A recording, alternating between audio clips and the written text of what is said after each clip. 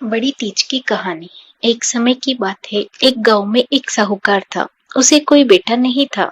साहूकार की पत्नी ने लिमड़ी माता से मन्नत मांगी, अगर मुझे बेटा हुआ तो मैं 1.25 मन का सातू चढ़ाऊंगी। साहूकार को 7 बेटे हुए, परंतु सेठानी ने अपनी मन्नत पूरी नहीं की। बेटे बड़े हो गए, पढ़ लिख कर व्यवसाय संभालने लगे। तब उनकी सगाई की। पहला बेटा जब विवाह कर घर लौटा, तब गणपति जी के मंदिर में विश्राम करने के लिए रुके। बेटा वहां पर घंटी सहित गायब हो गया। सभी लोगों को इस बात पर आश्चर्य हुआ। ऐसा करते करते 6 बेटे घंटी सहित गायब हो गए। घर में 6 बहुएं बैठी रह गई। साहूकार के मन में बड़ा ही दुख हुआ। उसने विचार किया, ऐसा क्या हुआ, अब की बार मैं दूर देश से बहू लाऊंगा। बहू देखने के लिए एक ब्राह्मण को सारा सीधा देकर दूर देश भेज दिया। ब्राह्मण एक नगरी में पहुंचा। वहां देखा 4 लड़कियां मिट्टी के घर बना रही है। खेल खत्म होने पर 3 लड़कियों ने अपना घर तोड़ दिया, किंतु चौथी ने कहा, मैं अपना बना हुआ घर नहीं बिखरूंगी। ब्राह्मण ने विचार किया, यह लड़की बड़ी ही चतुर तथा सुलक्षणी है, साहूकार के घर के योग्य है। ब्राह्मण इस लड़की के पिता के घर पहुंचे और उनके समक्ष लड़की के विवाह का प्रस्ताव अपने साहूकार के लड़के के लिए रखा।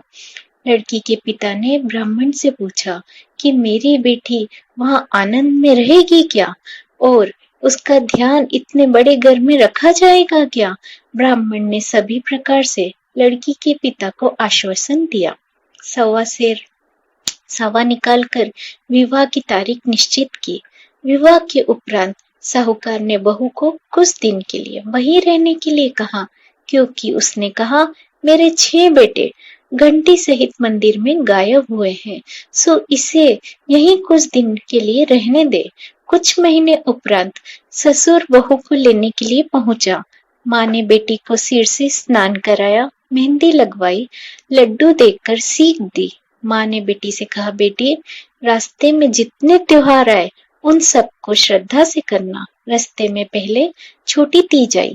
तब उसने ससुर से कहा, आज छोटी तीज आई है, सो आज इधर ही मुकाम करेंगे। छोटी तीज के दिन सभी स्त्रियों के साथ बहू ने हिंडोला खेला, कल्पना कल्पा, खाना खाया और आगे निकली। 15 दिन के पश्चात बड़ी तीज आई, सिंजारा आया। बहू ने ससुर से कहा, आज सिंजारा है, इधर ही मुकाम करेंगे, थोड़ा सा धान्य लाए ताकि मैं धान्य से पिंडा करूं। ससुर ने सारा सामान लाया। बहू ने पिंडा बनाया, मेहंदी लगाई, तीज के दिन पूजा की, हिंडोला खेला। पूजा करते समय उसने देखा कि जब वह पूजा करती तब लिमड़ी माता दूर दूर जा रही थी तथा पूजा करने ही नहीं दे रही थी। उसने लिमड़ी माता से पूछा, आप सबको पूजा करने देती है, किंतु मुझे क्यों नहीं? लिमड़ी माता ने कहा, तू तेरे ससुर के पास जाकर पूछ, क्या क्या मन्नत की। तेरे 6 जेठ मेरे पास है। तेरी सास ने जो मन्नत की उसे भूल गई। बहू ने लिमड़ी माता से विनती की और कहा, सासू जी बोली हुई सारी मन्नतें मैं पूरी करूंगी। उन्होंने क्या मन्नत की सो बताए। तब लिमड़ी माता ने कहा, तेरी सासू को कोई संतान न थी। तब उसने 1.25 मन अर्थात 50 किलो के सत्तू चढ़ाने का बुलवा किया, पर 7 बेटे होने पर भी मन्नत पूरी नहीं की। इस कारण तेरे सारे जेठ मेरे पास है। तब भी तेरी सास को भूली हुई मन्नत याद नहीं आई। तब बहू ने कहा, मैं 7.25 मन का साता चढ़ूंगी, मेरे 6 जेठ मुझे कृपा करके वापस दे।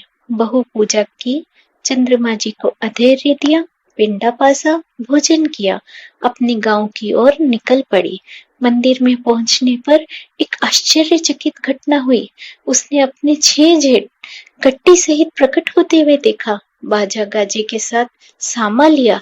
सासू ने बहू के पैर छुए। बहू बोली, मेरे पैर क्यों पकड़ती हो? बोली हुई मन्नत याद करो। तब सासू बोली, मुझे तो याद नहीं, यदि तुझे मालूम हो तो कह दे। बहू ने कहा, सासू जी, अपनी लिमड़ी माता से बेटा होने पर 1.25 मन का सातू चढ़ाने की मन्नत मांगी थी। तब सासू को अपनी बोली हुई मन्नत याद आई। 12 महीने पश्चात जब तीज माता आई, 7.25 मन की सत्तू बनाया, बाजे गाजे के साथ लिमड़ी माता की पूजा की, मन्नत पूरी की और उसने घर आनंद हुआ। वैसे ही सभी के घर होए। कहानी में जो भी त्रुटि हो उसे पूर्ण करें। तीज माता की जय। बड़ी तीज की कहानी। एक समय की बात है, एक गांव में एक साहूकार था। उसे कोई बेटा नहीं था। साहूकार की पत्नी ने लिमड़ी माता से मन्नत